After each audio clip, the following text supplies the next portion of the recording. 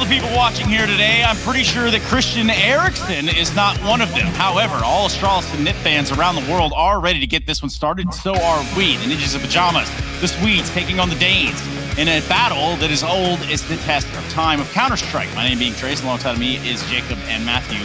We're ready to walk you right into this one, ready to get this one started. But I think it's only fair that we start with the biggest elephant in the room. And I don't mean that by sheer size of the roster.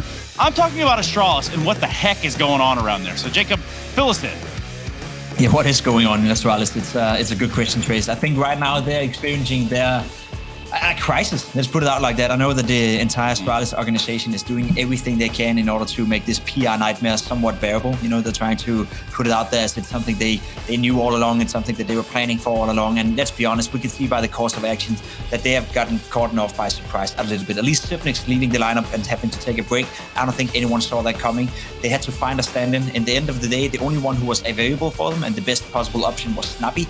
He hasn't been doing too well for Astralis. Astralis with this new iteration of the lineup hasn't been doing too well. So I think Device said it pretty well. And I think you can read into what he tweeted out a few days ago that if they lose today to NiP, they're going to take a vacation, right? Because what else are they supposed to do? They've left Blast Tournament without leaving a great impression. They're leaving DreamHack Masters today with a loss to NiP without leaving a great, repetition and without leaving a great impression. So Astralis, as of right now, they went from being the absolute best team in the world and one of the most professional organizations out there to be a team that right now is falling apart. And that to me is super, super interesting.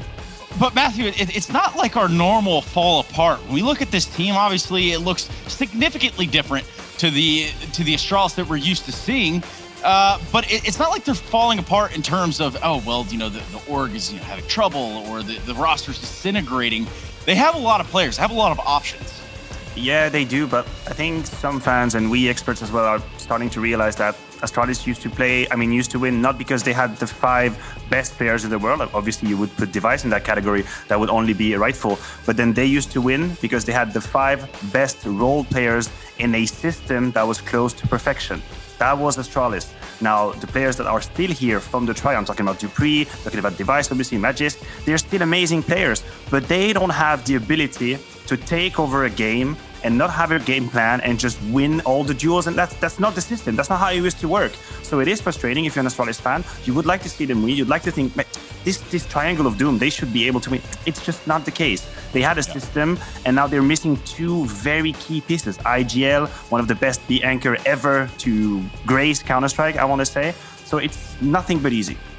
Yeah, and that's crazy considering Hunden was a IGL. So what we will do now is hear from the Astralis side of things. I think it's not only fair, but it's appropriate that they get to tell us a little bit about what's going on.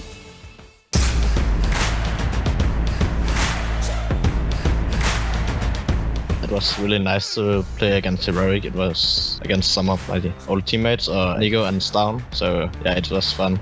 Yeah, we ended up winning on train and overtime and close to 16-14 on Inferno, so yeah, it was 2 close matches. Looking to do some damage through the smoke. It's actually going to be ZipX doing the bulk of it, and forget I even mentioned Device.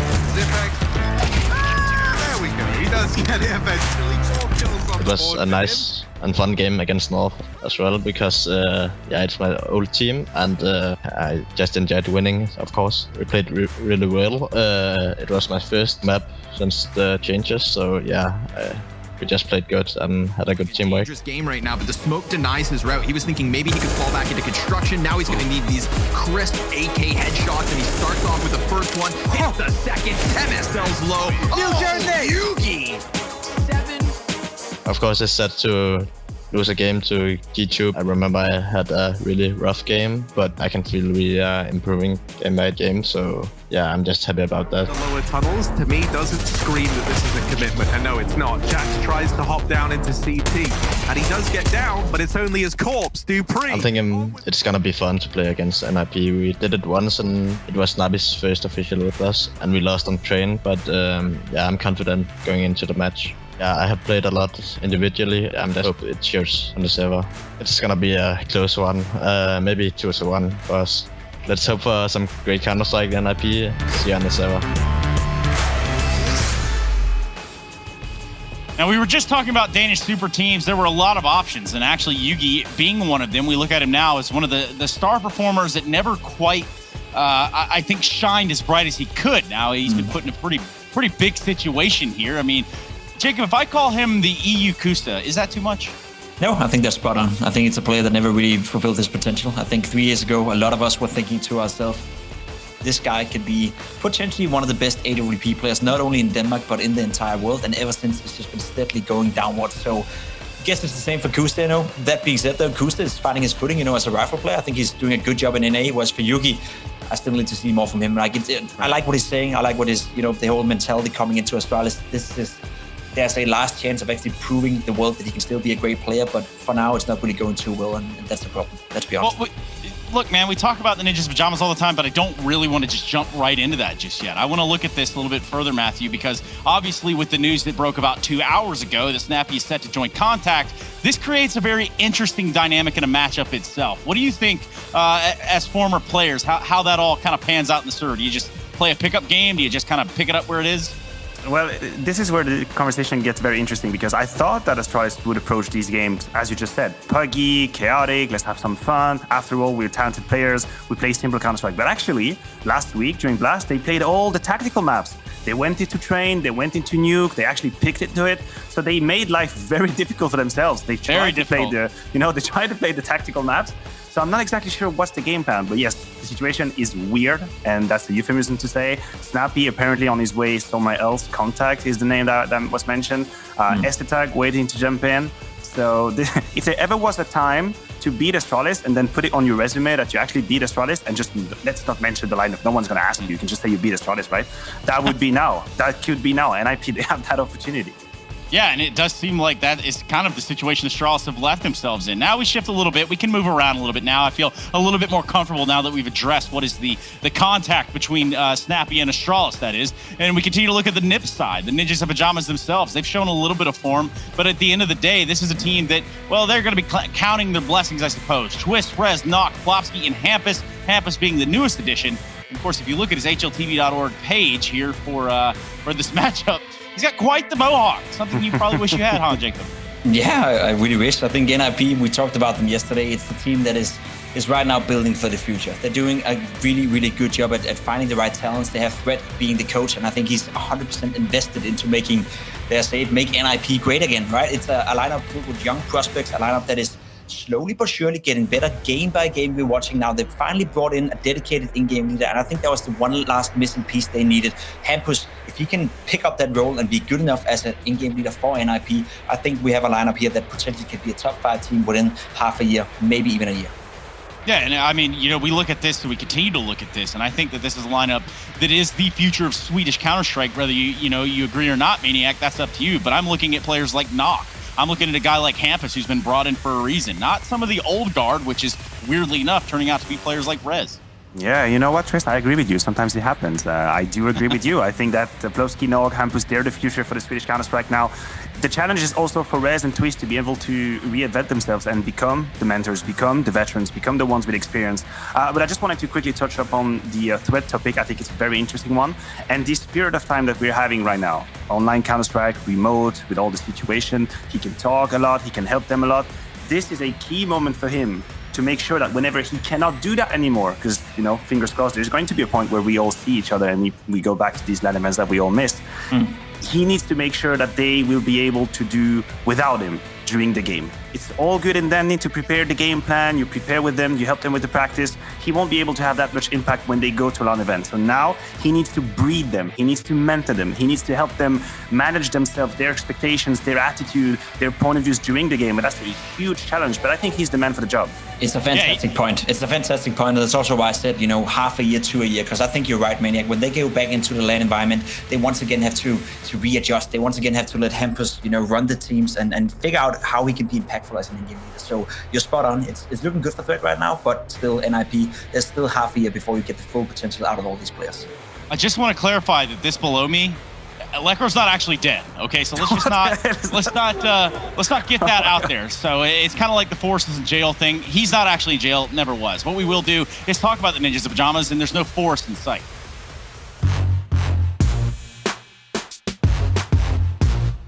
The game against Vitality, the first map Vertigo, like the scores said one thing, but I think that it it was much more close than the score said. Like there were some close rounds and some clutches we should have won. So that the Vertigo game, it could have been.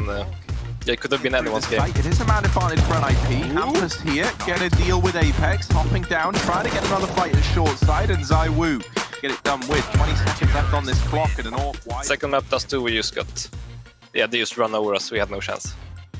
The Navi game, it was really tough, but like the Vitality game, the score didn't tell the whole story. Like the Overpass game, it was so many close rounds, like we could have easily gotten Overpass, I think. 1v3, the kit is stuck, and he does manage to get it. Deals with Electronic, but still 2 players left to find. Lots of pressure on Plumsky, but a nice response and simple. Not a man who's going to overpeak you. He's underneath, Yuzi spinning round, spin to win, baby. It's simple. The second map, Nuke, it was...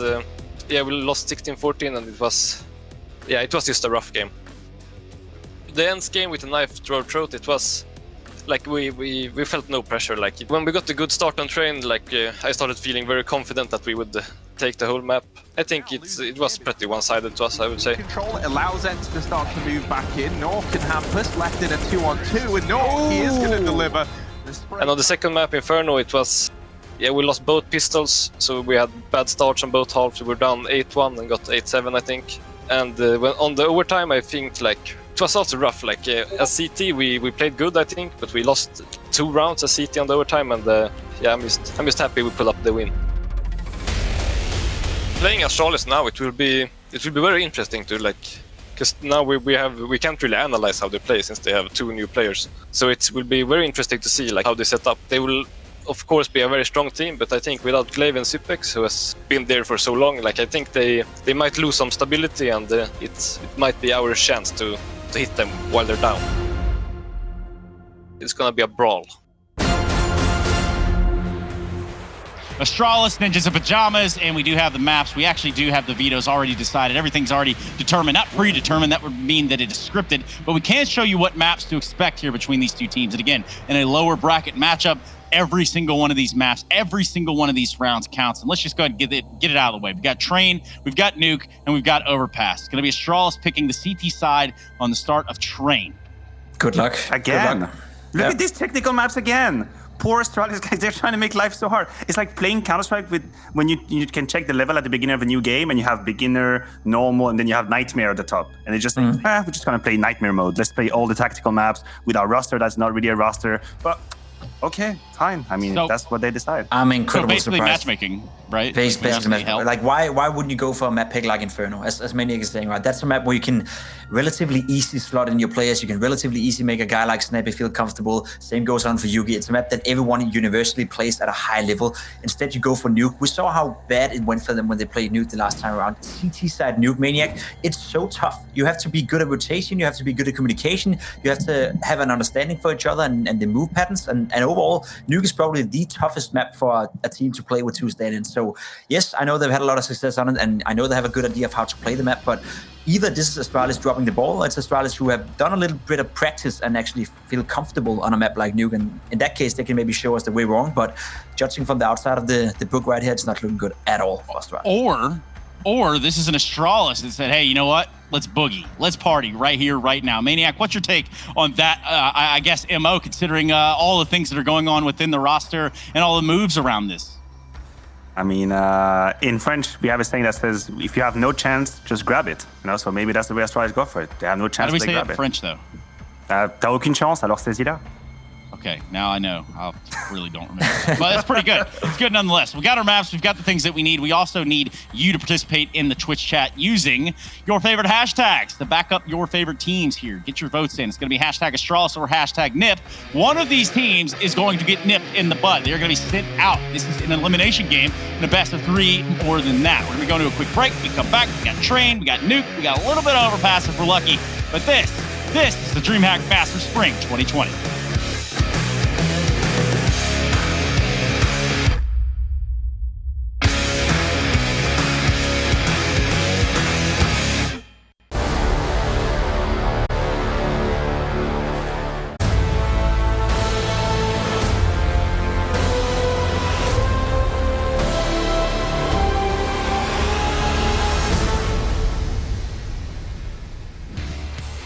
Not quite yet. They haven't won, but of course nobody's won this best of 3. We haven't even started it yet. Astralis taking on the Ninjas of Pyjamas. We're ready to get it going. We know our maps. It's going to be Train, Nuke, and then Overpass should we need that third. My name is Trace. Welcome back, everybody. I got Jacob and Matthew here with me. We're ready to tally up the votes as well from the Twitch chat, as well as get into the game, because we asked you to participate. We gave you the green light. We gave you the go signal to spam your hearts away. And what were the desires of Twitch chat today? I do wonder. I have to side that they probably chose Astralis. No, they didn't. My goodness, I'm wrong.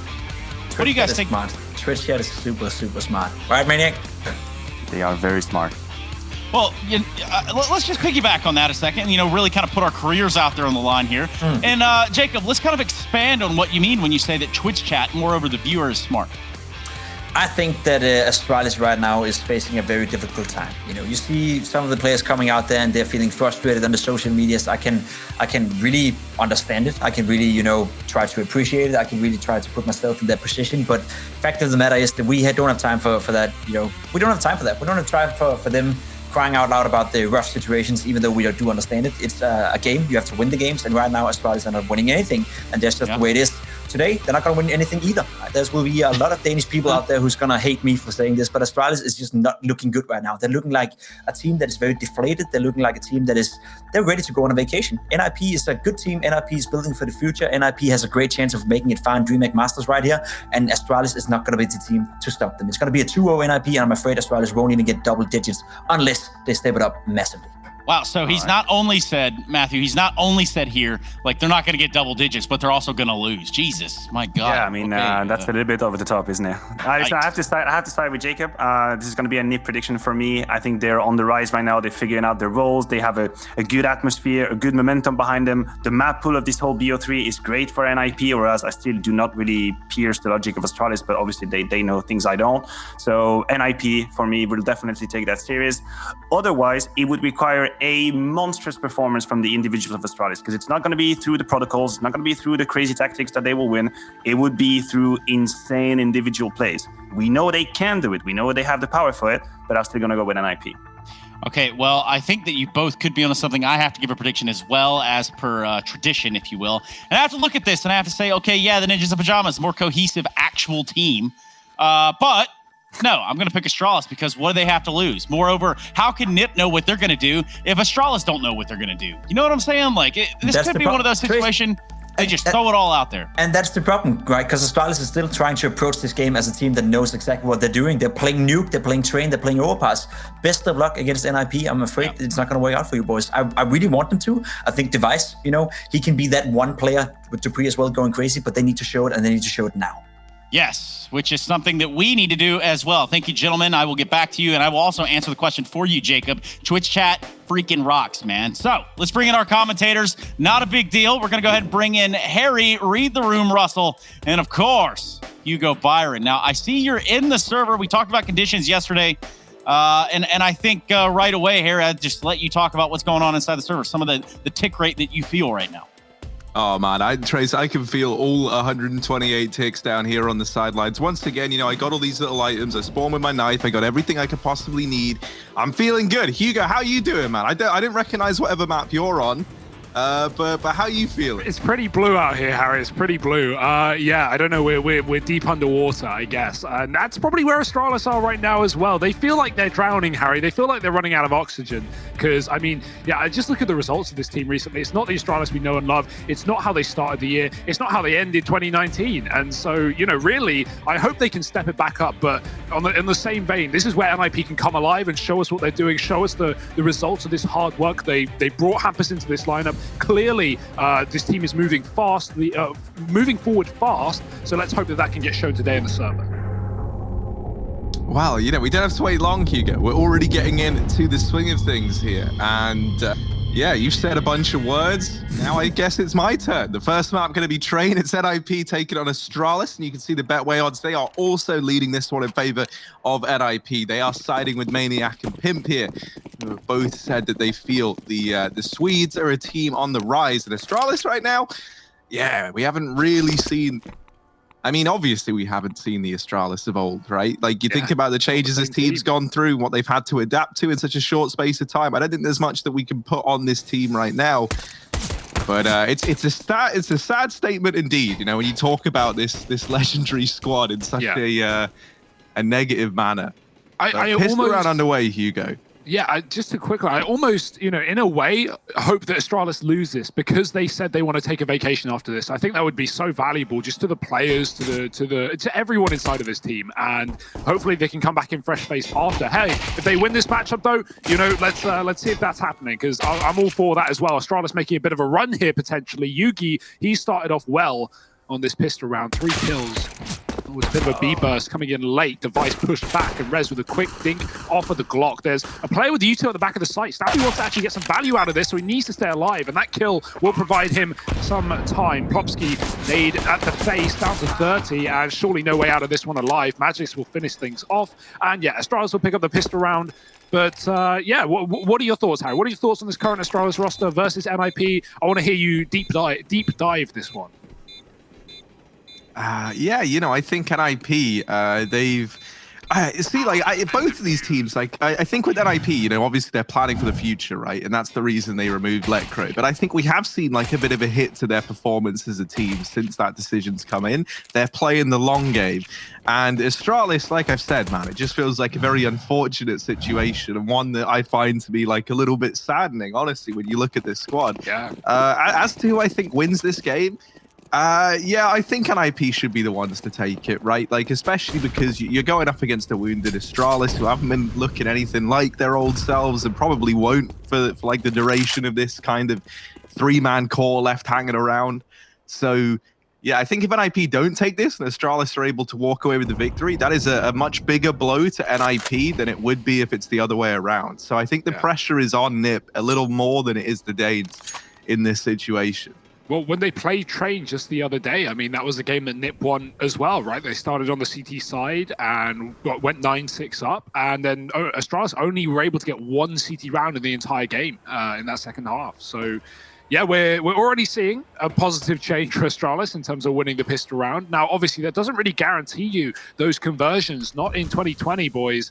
NiP, they've gone for a hell of a force. 2 AKs, Scout, 2 Deegs on the players who dropped those primary weapons, but dupreeh, he might be finding one of them hidden in the pop dog. Quick flash for Yugi. There's dupreeh going, and they're so blind. They can't do anything but die. Plopsky will fall in for the trade, but, retrieving the bomb and getting 1 kill right back is something for NiP, but it's come at a cost.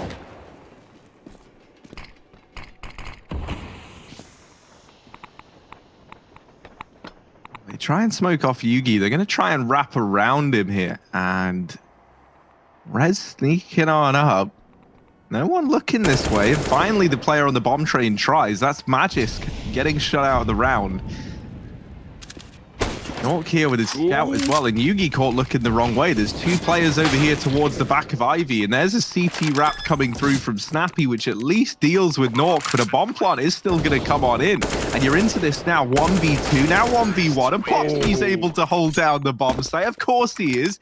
NiP, they respond with that force buy there and then, and Plopsky puts up 4 kills in it to find this round for NiP. The hero AKs, man, they're just so good. And the fact that dupreeh gets that massive double opener, but of course it's on the 2 pistol players, the 2 that don't really have anything to play with. And that's exactly what NiP wanted if they were going to lose to. Device, he was behind that smoke. He could have stopped the bomb plant with 10 seconds. Of course, not really his fault. I would understand why he doesn't want to push through a smoke into a bomb site. There should have been cover there, but I'm pretty sure the player was preoccupied with the man coming down from the backtrack. So yeah, there's a world where Device can win that round off of that push. Instead, he comes in to try and trade, but NiP were ready for it. Plopsky, big round from him. Look at NiP reaping the rewards. Astralis, on the other hand, Deagles and an MP9 on dupreeh.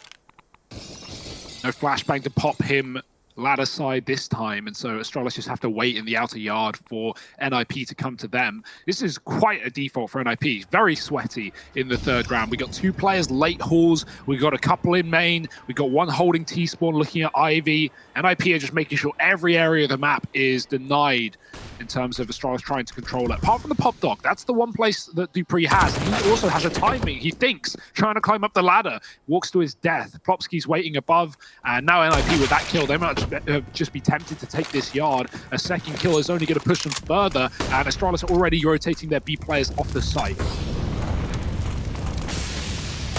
Oh, Magisk has got to do a lot here with his Deagle inside of the site. And when he does find the first man, it gets traded by Rez. And with that kill, you know, any danger of this round falling apart for NiP is pretty much out the window. Device and Snappy probably just going to try and hold on to these Deags and armor. And that's really the best they can do in this situation. So NiP, they'll come in and they'll get that conversion. They overwhelm the force spite from Astralis. And now they're set up to go 3-1 up early on here on Train.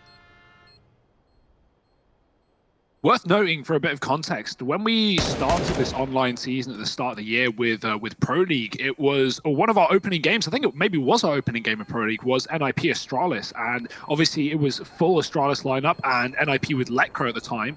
But NiP took a very convincing 2-0 victory there, dropping 14 rounds in the entire best of 3 series. So yeah, that's something to note. Obviously, I feel like, you know, from our test of that game, it seemed like Astralis were just trying to get used to online, right? It was their first online game in some time, and they were struggling there.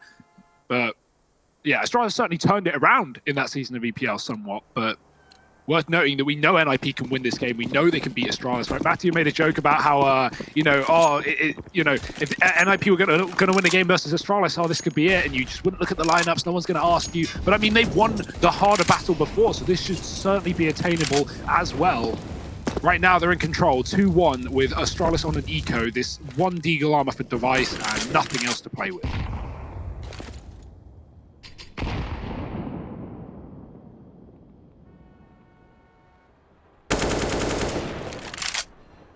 Yeah, this should be a pretty clean-cut round for NiP, right? They're just going to take it nice and slow. They've got players in Ivy, they've got dudes in main. It's just getting past these pistols and not letting them get away with anything cheeky. And, you know, that can be pretty hard sometimes. We've seen these vanilla pistols sometimes get away with more than they should, but I don't think this is the round for it.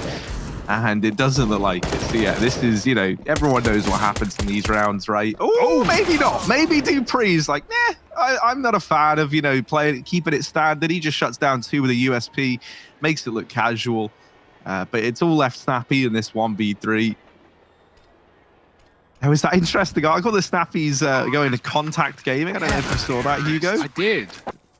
He's got on quite the adventure to do with rosters as of late as Snappy, you know? Is Snappy signed to Tiger right now? Because as far as I last heard, he was signed to Tiger and loaned to Astralis, but I don't actually know if that's 100% true, not gonna lie. So yeah, it's just a very weird situation. Honestly, I was super excited for the concept of Smooya and Snappy going over to China to play in that Mongolian roster. I think that would have been really cool, but obviously that fell apart. Hey, Snappy in contact's a nice idea as well. But yeah, I mean, these are big boots to fill for Snappy and Yugi inside of this team, right? Like, we know that the core of Astralis, Device, Magisk, Dupree, these players are all incredible, but, you know, even looking away from the individual performance of Yugi and Snappy, it's just very hard to fit the shoes that were Glaive and Zipex to any degree. NiP, they're going to pop B here. They're going to burst it. There's 2 players in the site, and they're playing close up as well. Snappy is just moved into position by the coils. This is perfect. NiP, they're going to have to spam this one if they want to clear him out before he gets away with a kill. He'll certainly get one. The spam comes in late. He swings with a double bomb drop, going for a third, and Snappy shuts them all down on this B bomb site. He's still alive. Not for long. Rez got very deep, and he's able to cut off rotations. Now, Nork is holding the flank, but if he hurries up and regroups with his teammate, he could try and plant the bomb, but he's preoccupied with Dupree on this backline. This is a very weird round for NiP, but they're still in this one. Yeah, I like this decision from Nork. I think, actually, maybe. I was going to say he might be the man to go back and grab this bomb and allow Rez to keep this aggressive stance in the site. Oh. But that isn't how it's gone down. Rez actually gets bested immediately by Magisk. Now this leaves Nork in a bit of an awkward 1v3. Flash high to try and find a peak, try and find some safety, but doing so leaves them in the firing line of Magisk. So they do manage to find the defuse here on the Astralis side. Snappy with a nice stellar 3k to hold down the B-bomb site. Magisk helping out in the retake. And Astralis swiftly respond with a second round on the board. Might have been a bit of a different round if Nork hadn't been spotted in those upper halls, right? It kind of gave the 2 players that were retaking almost, even though there wasn't the bomb planted yet, a bit more freedom to move, knowing that at worst there's only 1 man inside of this bomb site. So and you could kind of falls apart from that point on in for NiP. You can see Astralis like react off of that info, right? As soon as Dupree gets that knowledge that Nork is still hidden in the back, Yugi throws a great flash for Magis, and he finds Rez pushed in the site, the only man in B, like you said. So Astralis, they play off that information very well, and they put themselves back in control of the money, at least temporarily. Hampus, sneaky devil, he has gotten right behind Magisk and hidden in the E-box smoke. He'll find a kill. There are so many more players here, though. Hampus can't double it. Yugi swings out as a smoke fades and will find the trade, keeping things back in a 4-on-4 with damage done. But there are still more players from NiP looking for kills. Twist being one of them. Big kill onto Yugi. Also knows a player was back green, who's now crossed to the top. Twist is trying to molly him out, but instead he's getting pushed from above by Dupree, who definitely can lay down some fire from the top side. Nork hasn't figured that out, and he finally will. It's going to be surely an NiP round at this point. Snappy is already sneaking back into the doldrums as NiP get that plant in. 4 rounds looking like a lock-in here on this T side.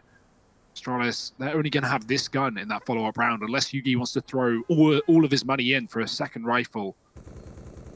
Might just save for AWP though, considering we're early days and Astralis' economy. They get it for 1 round, and as soon as it comes, it tumbles right back down to nothing.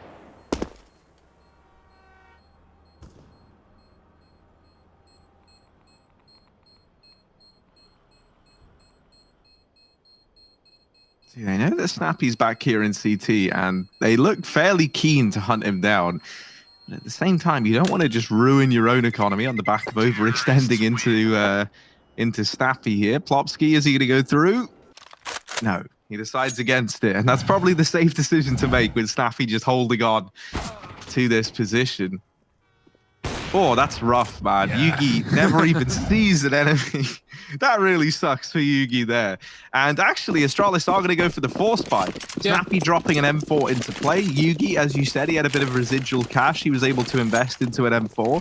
Pyjamas on device. This buy isn't that bad for Astralis. Definitely something they can look to do damage with at the very, very least. Magisk has got that in high supply. He finds the first kill onto Hampus, and now that's an AK dropped as well. Make matters a little bit sweeter here for the Astralis side. Yeah, the danger of obviously this buy is the lack of util as well as the lack of AWP. And we've been seeing NiP push through that main smoke pretty much every time. Hampus does it there, and if it's a molly, then obviously there's no way he gets through. But if anything, Hampus pushing the smoke works for Astralis in this round. It hasn't in the past, however. Good trade from Magis, not letting Plopsky get out alive after he drops Dupree pop side, and that will be replaced by Device. Magis still low as he engages in battles towards main. You might want to fall out of this one, but it's very difficult to retreat from the sandwich. He does find a gap, it does find a timing, and NiP have had enough with this A site. They're going to take the bomb back through the halls where Rez is already sitting. Only one inner player in the form of Snappy, saved in the last round, wants to actually have some gameplay in this, and it seems like that's going to be coming his way. No rotations here, but Astralis do have a pop flank available for Device if he wants to do it, and I think he's considering it at the bare minimum. So here's the B play, nice rotate from Magis right here at the right time.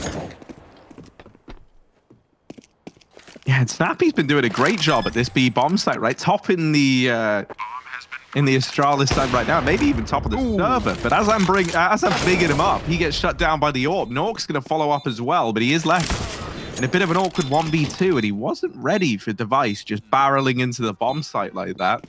Yeah, you just see that so much, man. You see, like we talked about it yesterday, Harry, sorry to interrupt you, but, you know, so many teams plant default and get aggressive, which obviously, you know, it's fine. But if you do lose the flank, especially in those 2-on-2s, this comes back to hurt teams more often than not. You'll plant default, you'll get aggressive, you'll lose the man on the site, and then, you know, Nork is there. What can Nork even do? He's just stuck. He doesn't know where that second player is. He knows he's being flanked. He knows, you know, either there's a double flank or there's one coming con or CT. Like, you're just stuck, and you can't go anywhere if you want to play that bomb. You have to stay on the site or in the halls, and those are not good positions really for a post plant unless you have a Molotov. So yeah, I don't know. I'd like to see some kind of change in approach to how we plant on that B bomb site for T's. I'd love to see, you know, people prioritize planting open or on other sides of the bomb site, you know, in the future. I feel like we don't get that nearly enough, and that is often why we see, you know, the train B bomb site be the quote-unquote easiest site in the game to retake, because these often get left too deep.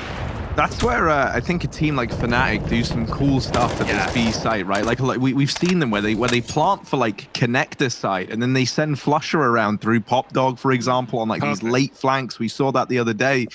So yeah, I agree, Hugo. I think that's something that we're starting to see more and more of. Now in this round, dupreeh and Device, two of the vintage men of this Astralis squad, have picked up early man advantages, and these have gone untraded.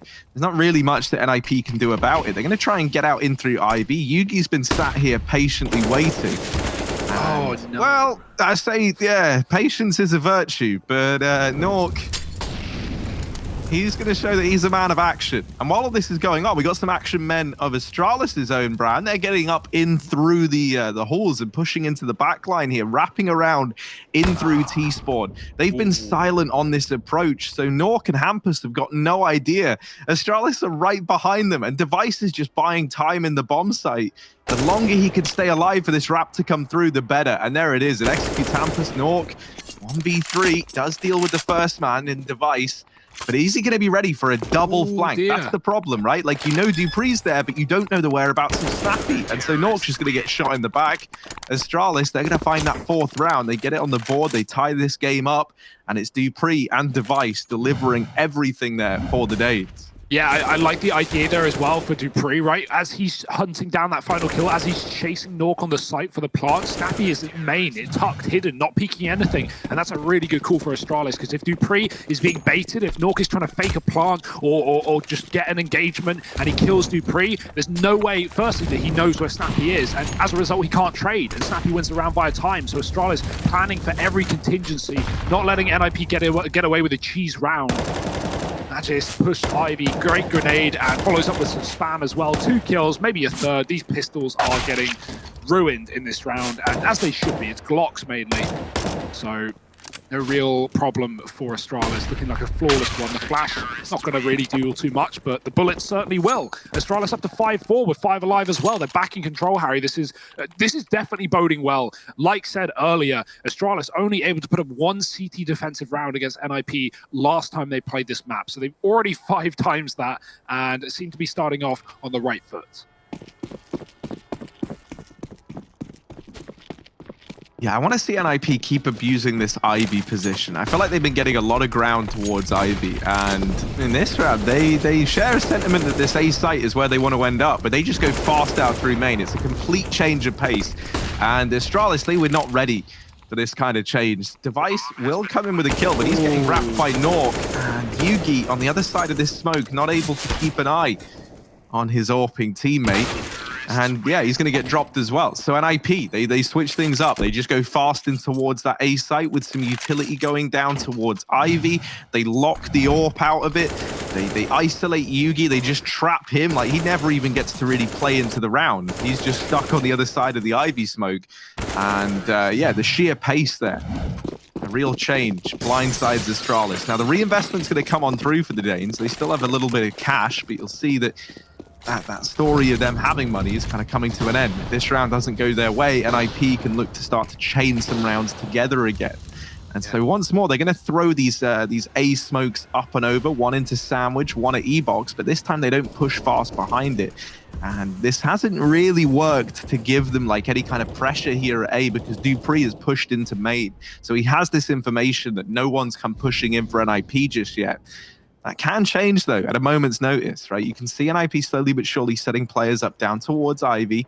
They actually decide against that now and start to group back up. So this is feeling like it could culminate in one of these B plays, perhaps, as you have Rez over here dropping his smoke down ramp. That actually looks like it's just a fake to keep those 2 players in the B bomb site. The rest of the guys that were down towards Ivy have grouped up, setting up these smokes into the A bomb site, and it's the same smokes they threw just moments ago. One going down towards Ivy, one to block off Connector, and now they're going to try and push on the back of it. But this is where dupreeh, a man that we mentioned earlier on, aggressive in main, was hoping to make all the difference. Instead, it's Magisk having to hold down this bomb site. Device comes in on a rotation, and this leaves Twist before he's dealt with.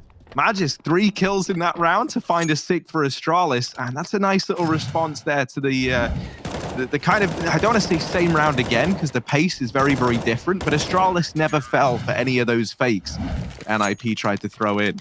Yeah, Magis really bails them out because Dupree has a great position, as you say, but he actually dies to the Pop Dog player. Two of them swing E-Box and manage to kill him. So, like, Astralis, they've had some problems in this game with not covering and not trading the kills, but Magis really makes up for them in that round. I'm thinking back to that round where Yugi and Magis are double Ivy, and Yugi turns from a flash, NiP swing off of it and kill Magis. Like, there's nothing worse than when you think you're being covered by a teammate, and they look away for a brief moment, and that moment is your death. But not in that round. Magis really doing all the work from the back of the trains. And now NiP, they've had enough. They're just going to hit in a crunch it with the low economy. It's probably the best call they can make in this round, and they'll do it early. But Astralis have been running double B all game long. Molly on the site, that's a great Molotov. Snappy is going to stall the bomb plant out, and he can get aggressive now. He hears them rushing him, though. Rez on the backline getting one, or going, Popsky getting one as Snappy finds Rez, and Hampus gets aggressive. This plant will eventually be put down by NiP, and Astralis are in for a retake with a solo orb as well. Kit on Yugi is available. NiP yet to give away the fact that they're deep in the site.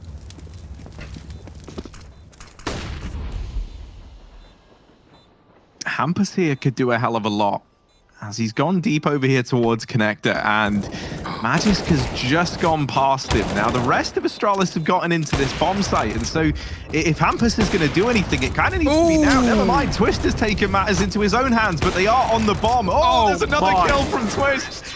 And Dupree gets finished off at the very, very end by Hampus wrapping back round. Twist just bailed them out of all kinds of trouble there because, you know, even though Hampus gets that sick little flank off, it doesn't matter if the bomb's just getting defused back in the site. Now, it did feel like a bit of a mystery because Dupree, I think, was on the bomb as Yugi dies in that smoke, and he gets off of it to try and deal with Hampus wrapping round.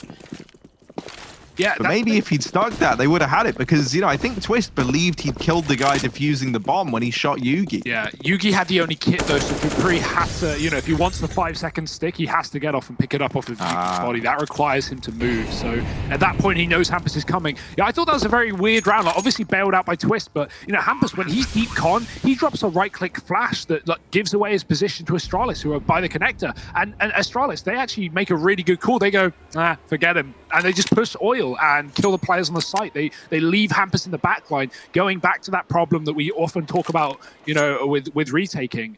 And, you know, Twist doesn't hit those shots. Yeah, Astralis just stick the bomb and Hampus is in connector. There's nothing he can do. So, yeah, shout out to Twist in that round. But very weird one. Definitely a very weird one.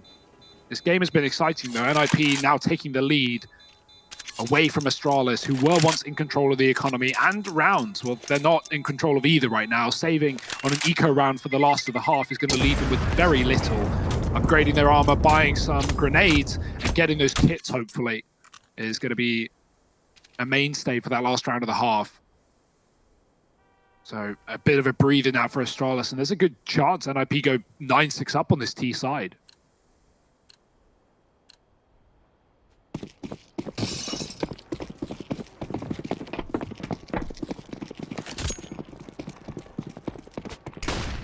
It's looking like a fast play in towards this A bomb site. Smokes go down, players over here towards Pop, and actually that bomb is slowly but surely meandering its way over towards the B side of the map. It's a bit of a fake in towards A.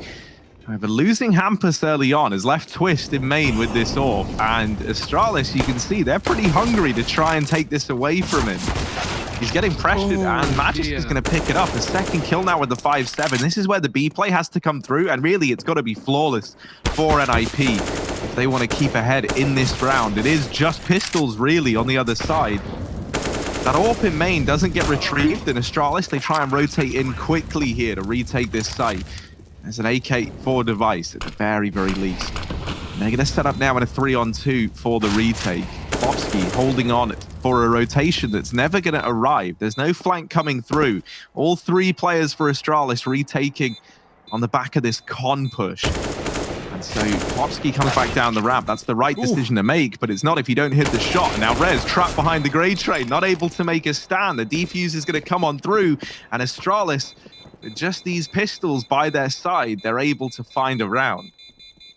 Yeah, that's crazy. I have no idea. I mean, you know, it certainly helps they start the round of 5-on-3 because NiP overcommit to taking fights inside of A. Hampus, he goes for that quick main play. He's been doing it all game. That's fine. But Twist dying and giving away the AWP and you know, giving such an advantage away definitely doesn't make things better. He tries to shuffle the gun out. He tries to get rid of Hampus's AK, but in doing so, he gets preoccupied with Astralis players pushing him and dies to the pistol. So, yeah, I mean, giving away an orb, and now Astralis have 2 of them. So, bit of an economical issue for NiP, but they still got the rounds, so they don't need to worry just yet. An 8 would do things nicely, and Hampus is looking for it again. Relentless with his T-Con aggression. He finds Yugi pushed sandwich.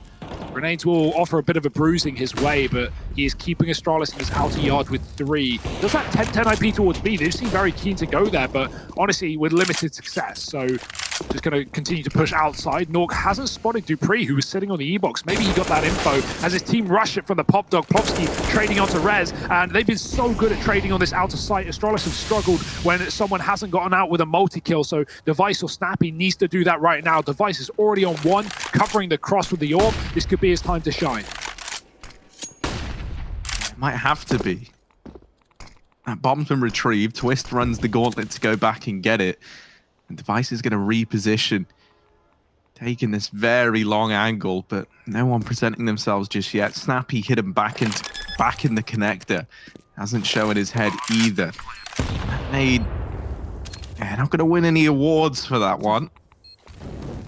Twist now knows where Snappy resides, and probably have a good idea where Device might be as well, and Nork certainly does. He's going to swing wide and deal with him. Snappy sneaking on out, going to get bested by Plopsky. And NiP, they narrowly win out this first half 8-7 on the back of this A play. Second half of play about to come up. You're going to have to stick around and join us after a quick break for it, so don't go anywhere.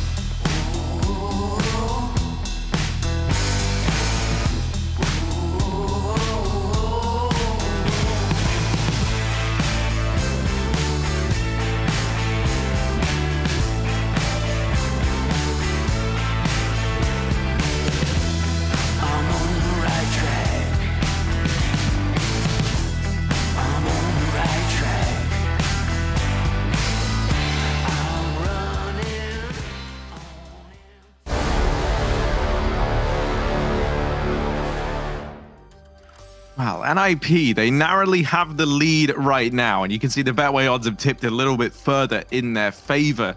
However, an 8-7, I don't know if I'd be getting too confident in NiP just yet. This T-side for Astralis is now set to begin. Curious topic is that they haven't gone for any utility. It's armor across the board. Wow. And so Astralis, they're very much relying on winning these gunfights. They're going to start off down here towards Ivy's side. Now, Twist lies in wait, and there's a 3-man stack for NiP at the B bomb site. But with Rez pushed up into these upper halls, eventually we're going to see Hampus begin a rotation back. And I imagine Nork will as well. You don't need this double stack with so much info. That's a nice shot from Twist, and Plopsky's dealt with Snappy. This crossfire now, and Ivy could do some real damage. And Plopsky and Twist putting up 3 kills between them already. Hampus comes in with another, and that round falls apart for Astralis. It's 9 on the board for NiP. And Hugo, I haven't let you say a word yet. So how are you feeling about that?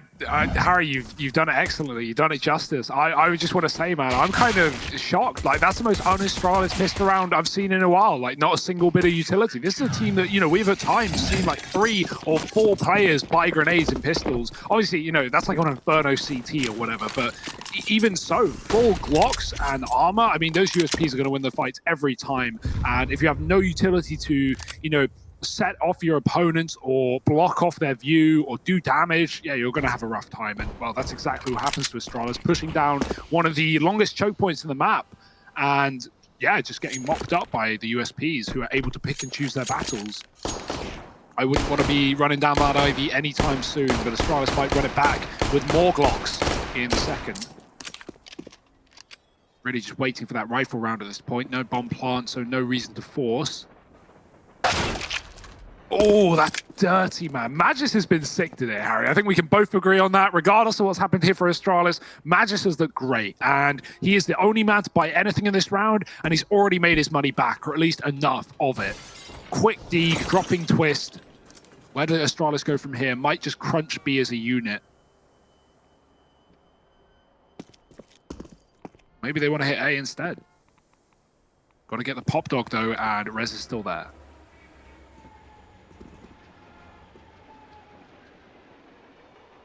Ooh. There we go. It's going to swing on out. He wasn't actually ready for Magis back in the site, but it doesn't matter. He's able to adjust more than well enough here, and he's even taken these fights with the USP. Nice. Not going to fare well with these MP9s hounding him down. It's a nice clean round for NiP. They only lose Twisted amongst all the chaos. And of course, it was just pistols for the Danes, so they're not really going to be feeling too upset with how that one pans out. The buy now coming on in. And NiP going to run a bonus here on the players that had these SMGs. Grading on Twist, who of course went down in that round. And Ivy aggression looking to be the order of the day. Nork lining up this flash to facilitate the push from Plopsky and Twist. And Magis is going to get dealt with. There's another man here in Device to try and trade this. Twist is now trapped behind the server. He's going to need some support from his teammate in Nork. Sadly, it arrives a little too late. And so the best Nork can do is just smoke this off. But this is going to leave Astralis in this 4-on-3. Now sat with a man advantage and forcing a rotation away from the B site. The bomb's actually gone out through main here, so it's looking like an A commitment. They flash Rez into main. He deals with Device, and now they spot that there's players here in Olaf, but they weren't ready for Snappy. Ooh. He does have this bomb, and so doesn't want to risk going down. He's going to fall on out from the A site. While this has happened, Yugi pushes Pop Dog, and NiP, I think they've outbrained themselves a bit here. They didn't see anything at A. They spot that bomb going back, and so they go, they're surely going B, right? Like, this is it. This is the cool guys. Full rotate, and that's what they do. They both end up in the B bomb site, and with both of them now pushing the extremities of the halls, they're going to realize it is an A play from Astralis. They will be able to come in on a pop flank, which, considering this is where Yugi just came from moments ago, maybe it's something Astralis aren't ready for. I think this is by design for NiP. I think they knew B was clear because they saw the bomb in A after Snappy trades that aggressive main play. They knew where it was going to end up at this point, and they just wanted to put themselves as far away as possible and try and play retake. They've been spotted, though, trying to push out, and now this part needs to happen. Snappy's getting chased, and that is such a great play from Nork. Him and Hampus combined for the 2 kills. NiP find a round. And yeah, if anything, Harry, that looked like NiP were ready for that exact play because, you know, not only did they go B instantly, but they both pushed lane towards the ramp. They weren't setting up for a defense. They weren't waiting for an execute. They immediately pushed the flank, knowing that Astralis were likely to commit to that A site. You're maybe expecting it to come in a little bit earlier, to be honest, because Snappy was in Olaf, already pushed green. So, you know, there was a chance he could have just committed to the plant off the back of that kill when he trades res. But hey, either way, he stalls it out. He goes back towards Ivy, and that just gives more time for NiP to set up, and essentially ends with Astralis not getting a bomb plant and therefore not having any money in this round. It's a low buy. NiP, their chance to continue to run away with this CT side. Astralis yet to field a round here. Deegs and armor, and we have everyone armed and dangerous for NiP. Kits galore, the AWP on Nork.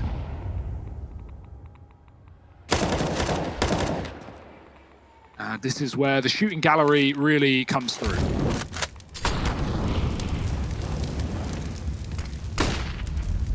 Oh, Magisk has just spent so much of this T side getting pop flashed. I kind of feel bad for him. One by one, Astralis is trickling into this site. Yugi just swings out wide from main and kind of gets sacrificed to NiP. And yeah, that's the shutdown. It's nice, it's clean, and everything in between for NiP. 12-7, and a reinvestment going to be coming through here for the Astralis side. AWP on device, and there is the AWP in the hands of Nork as well. So we might get to see this head-to-head between the two of them. Trying to figure out what kind of spawn device has. If he has like a position where he can maybe attempt this fast main pick, and I don't think he did. I think he was actually at the back of the pack, so he's going to head down towards Ivy with Magisk early on in this round. And there are two players here, one of those being the AWP of Nork. So let's see if we get this head-to-head, the clash of the AWPers.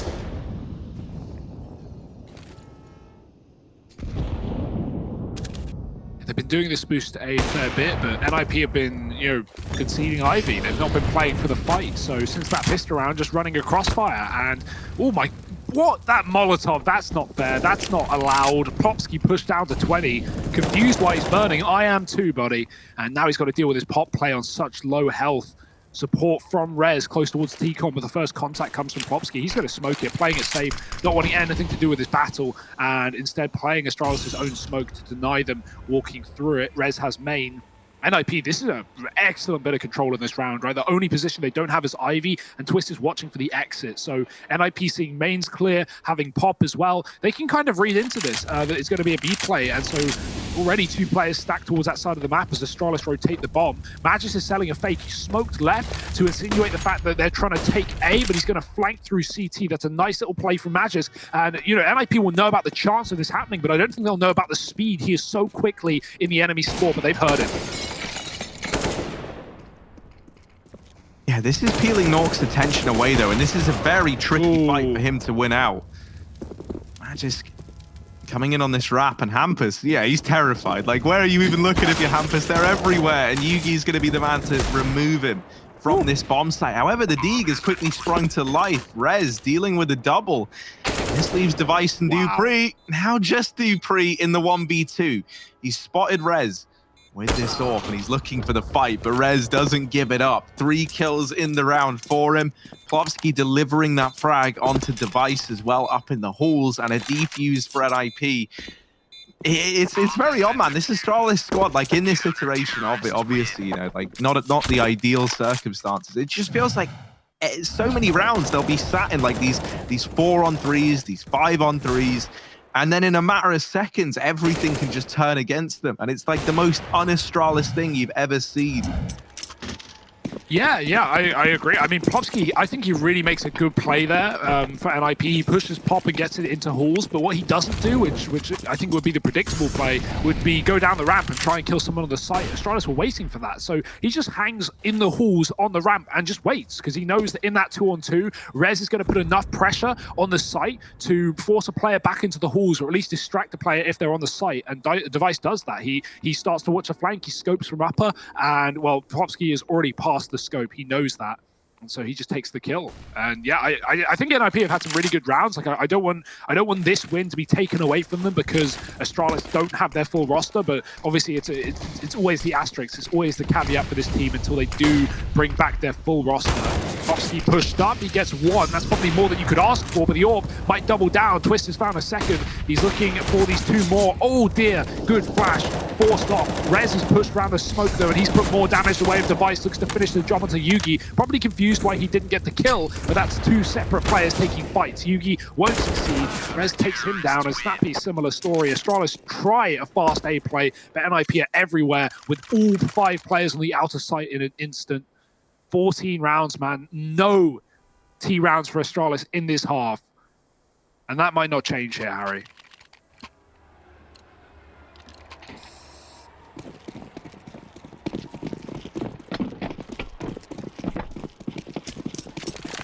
Yeah, I mean, it's back down to the pistols, and at this point for Astralis, it's kind of horrible because it's like you look at it, and you know they can't really look at any of these calls that they've made and been like, yeah, that works reliably. Oh, this has been a good thing for us to exploit. It feels like they've just been getting shut down at every turn, and now we're just relying on the individuals stepping up for Astralis. Now, Device has opened up with an early kill, but Plofsky just... Oh, he gets another. Device and Dupree, the bullet magnets, both catch a shot from Plofsky. And Magisk is the only man left. He's in this 1v4 with a Deeg and armor. Bomb on his back at the very, very least. And he might just try and run the gauntlet into this B bomb site. If he was fast about it, he could get in and get this bomb down without anyone there to contest him. Now, I think our resident Dane here at DreamHack, Pimp CSGO, he did call dominant victories for NiP. He said Astralis won't get 10 rounds. And, well, right now, Harry, he seems to be right. You know, just going off the data we have, maybe not. Astralis, can they do anything here? Not in this one. Magisk is in a 1-on-4. He's been good, but not this good. Oh dear, not even the first kill. It's NiP on map point on their pick. Astralis has gone for Nuke as the second of this series, and of course, typically a very good Danish map, but right now there's just so many question marks on any map, you know, just the second this team joins the server. So, you know, that's not a guaranteed, that's not a lock-in by any means of the word, but hopefully Astralis can put up more of a fight moving forward. They're not done yet, though. They've got another buy round before we head there, and let's see if NiP can close this out without dropping a round in the second half. Double ult for them. Device has got his, and Astralis heading heavy towards B.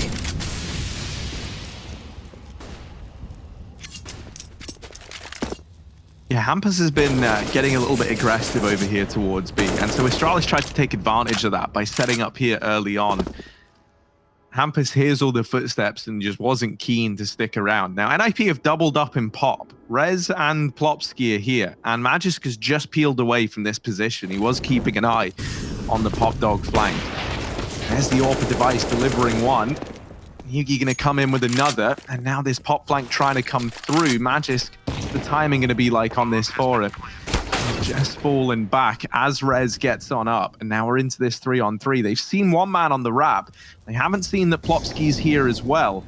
Twist, a lone AWP coming in through the CT side as they try and split into this bomb site. Yugi gonna find his 10th kill in the round, and Plopsky gets that trade. Twist up close, removes Snappy. Suddenly, it's all left onto Device to deny the victory to NiP. 1v2, and he does shut down the first man in, looking for the second. Twist, dancing around, and it's the no-scope to find the kill, but there's no time for the defuse. Astralis, they'll narrowly get this 8th round. They'll just about keep their heads above water, but the ship still feels like it's sinking.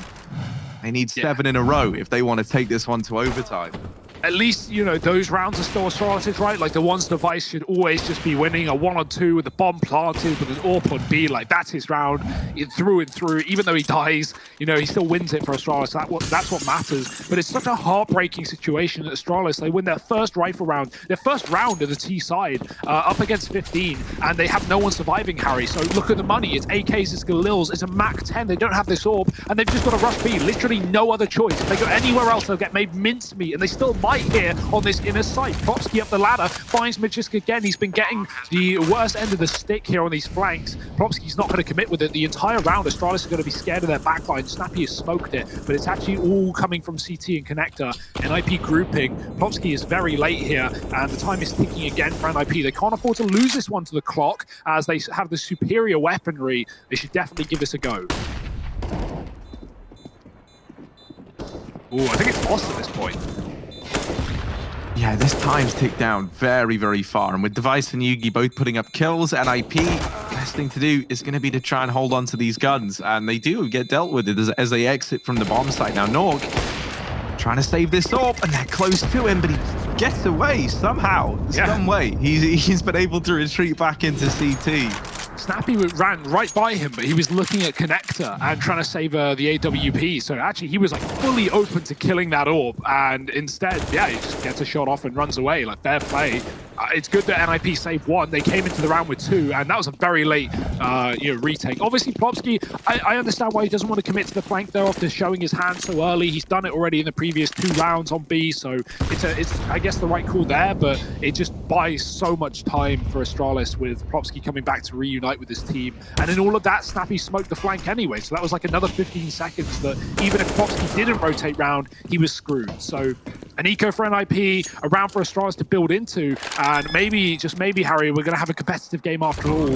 Maybe Pimp did jinx it. We'll see.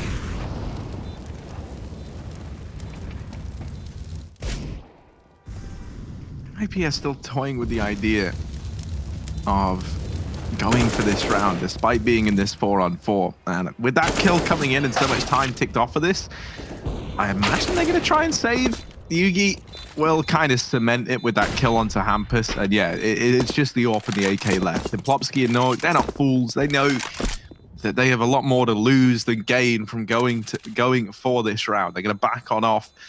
Astralis will reach double digits. They get 10. The thing that Pimp said could not be done. That's how we'll remember him, of course. And against his fellow countrymen. I still think it's a fair prediction, right? Like, you know, other than like this, realistically, you can make an argument this game should already be over, right? Twist hitting that no-scope with maybe 6 seconds on the clock, like very close defuse. This could have been done before Astralis got their first T-side round. So the fact they're still in this game is really well played from them, but obviously a little bit also out of their hands. Let's see if they can keep it going. Norg, oh, he goes fast, but he can't hit the shot. Magis, he is deep in the site already, pushed out through T-Con and waiting for the smoke to fade. If anyone makes a shot, if anyone makes a noise, he can spam back, but NiP being fairly silent. Popsky's moved back, and that's probably the right call. He almost died there. Magis dropping the man in pop instead, and oh, here's the smoke fade. Popsky on the corner gets caught. Nice shot from Magis. Jiggles the angle, and Norg gets overwhelmed from the pop play of Dupree. It's just Hampus off of B, a long way away, and right now Astralis are really gunning for overtime. This is going to break NiP's money here and now, so Hampus might as well give this a go.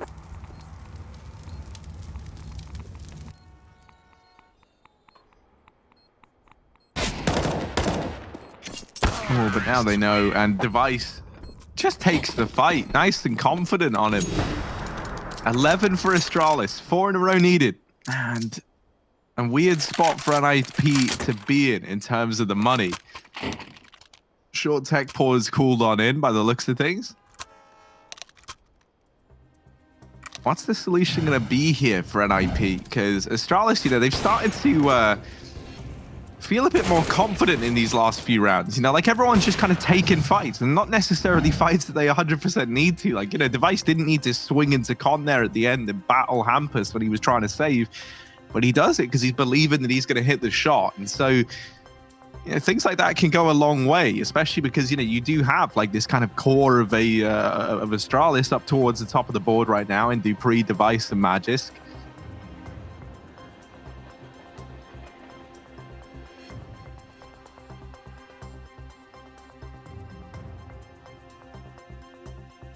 (5-1-1) in their last 7 on train, including a win against Astralis. Yeah, I mean, you know, that's the thing. NiP, they've beaten Astralis before in this year with Astralis' full roster, albeit with NiP with Let going often.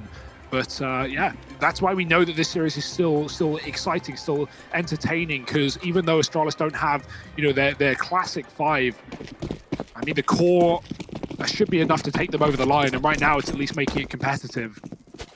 NiP on an eco, nade stack in main. They know Astralis have gone fast and they want to put a stop to it. Avoided by Device very well. That was 4 grenades, or 3 grenades rather. And NiP have 2 more left. on inner, boost up in the connector. Anything NiP get in this round is good, right? They're just looking for a couple of kills. If they can save a gun, that'd be nice as well, but Astralis aren't going to make it easy for them. They've actually crept into A, and no one's realized how deep Astralis are. Magis, surprise, surprise, finds Rez up in the heaven. Nork and Plopsky on the site. Some missed shots, recovers well. And now the bombs at their feet and some guns also. NiP, can they get away with this round? This is ridiculous. 3 bullets in this Deagle for Plopsky though, and that nade going on in. Gonna find some damage onto Yugi and co, but Plopsky's just getting pressured from all angles. He's still alive. He's still dancing around, but his time on this earth draws to a close as Device deals with him. Ooh. And then follows up onto Nork. So Astralis, they regain control of that round, just about. They're able to deal with the what felt like a bit of impending doom in that A-bomb site. They beat the Deagles eventually. My, they could take us to overtime here. Yeah, there's going to be, at most 2 more rifle rounds in the chamber for NiP to get this one over the line.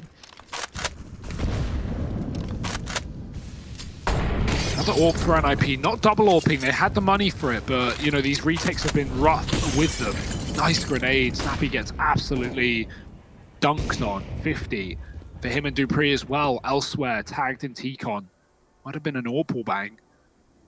No, it couldn't have been. The AWP's on B right now. Nork is playing up with Hampus as well. He still has his full set of util. Rez, ooh, that's a little bit hot there. Gonna smoke the molly, but obviously deep, and it doesn't do anything to the flames close to him. Will keep him alive though, as Astralis don't drop into the Molotov. We see teams like Mousesports do that a lot. Rops will get his teammate to drop a molly and then fall into it, knowing that the molly damage done via teammates is lower than opponents or your own. And so that's like a nice little trick that you can abuse in your pugs. Astralis full util over the A site. They're going to hit it, and they're going to hit it quick. Yeah, Plopsky's been having a stellar game though, and this is where he resides. This has been his proving ground. He pushes up close to this offensive main smoke, and he's looking to have a bit of a say as to how this round pans out. He tries to hide in the smoke, and he gets spammed to death. Now it's Rez's turn to step on up, and while he does get away with damage, it's not quite the killing blow onto Magisk or Snappy. No, because he's going to spot the man up on top of the trains. He's looking into main, but these players are already up and past him. They're already near this site. Hampus, good for one, follows up with another, and now the bomb dropped. Yugi falls, the round draws to a close, and with it, the game as well. At NiP, they do manage to pick it up. They end up in what was a 2-on-4 there, right? And they managed to get all the kills needed. So quite the turnaround in that one round from NiP. Astralis, it was a nice attempt to get things over the line and make that comeback happen, but ultimately they're not able to do so. Yeah, I mean, at least we see a bit more of the Astralis that we wanted to see near the end of that game. Hopefully that's like momentum they can carry forward to Nuke, which is of course the next map of this series. It is going to be Astralis' pick as well. So still a chance at a competitive game, and hopefully a 3-map series from Astralis. We'll see if they can take Nuke away from the Ninjas in just a moment. So join us after the break.